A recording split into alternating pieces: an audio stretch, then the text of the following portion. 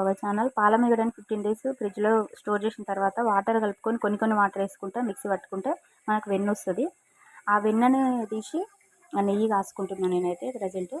మళ్ళీ వాటర్ వేసుకున్న వాటరు మనం వెన్న తీసిన తర్వాత ఉంటుంది కదా మజ్జిగలాగా, దాన్ని వాటర్లో కలుపుకొని ఎక్కువ వాటర్ తీసుకోవాలి. ఒక బకెట్ వాటర్కి తీసుకొని మొక్కలకి ఇచ్చుకుంటే మొక్కలు హెల్దీగా పెరుగుతాయండి. కావాల్సిన కాల్షియం అందుతుంది మొక్కలకి. అందుకని షేర్ చేసుకుంటున్నాను, నేను నెయ్యి చేసుకుంటున్నాను ఇప్పుడు. ఓకేనా. పాలు పొంగినాయి పొద్దున కాబట్టి పొయ్యి ఇంత డట్టిగా అయిందనమాట.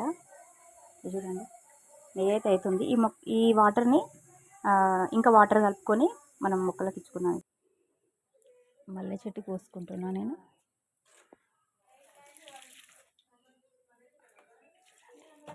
కరివేపాకు చెట్టు.